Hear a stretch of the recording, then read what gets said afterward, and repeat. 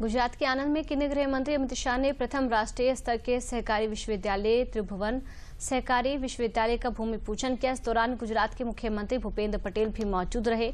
इस अवसर पर गृह मंत्री अमित शाह ने कहा कि आज का दिन सहकारिता क्षेत्र के लिए बहुत अहम है। सहकारिता क्षेत्र की कमियों को पूरा करने वाला ये कदम है। 30 करोड़ लोग सहकारिता आंदोलन से जुड़े हैं।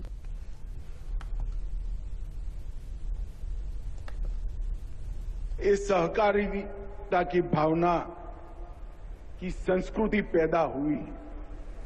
ये संस्कृति आर्थिक कल्याण के साथ साथ मानव कल्याण, पशु कल्याण और पर्यावरण को समृद्ध करने के साथ साथ अब गरीब कल्याण के क्षेत्र में भी अपना योगदान दे रहा है।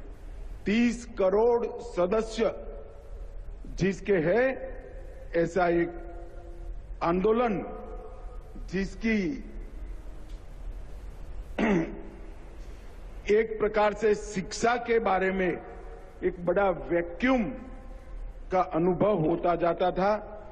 शिक्षा में वैक्यूम था तो नवाचार और प्रशिक्षण में भी वैक्यूम आया, संस्थाओं के बीच में समन्वय में भी वैक्यूम आया और सहकारिता यूनिवर्सिटी बनने के साथ ही ये त्रिभुवन सहकारिता यूनिवर्सिटी ये सारे वैक्यूम को समाप्त कर देगी। नीतियों का भी निर्माण करेगी, नवाचार को बढ़ावा देगी, अनुसंधान का नींव डालेगी, प्रशिक्षण तो करेगी ही करेगी और देश भर के सहकारी संस्थाओं के प्रशिक्षण का एक ही समान प्रकार से कोर्स बनाकर देश भर की सहकारिता को एक ही प्रकार से आगे बढ़ाने का काम ये यूनिवर्सिटी करेगी।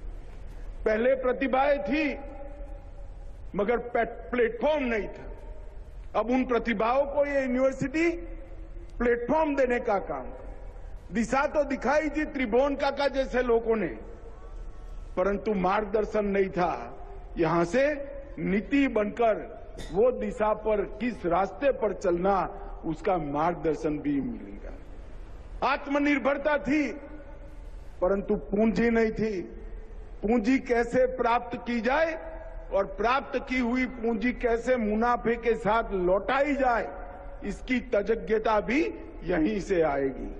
और योजनाएं तो बनती थी मगर जमीन पर नहीं उतरती थी।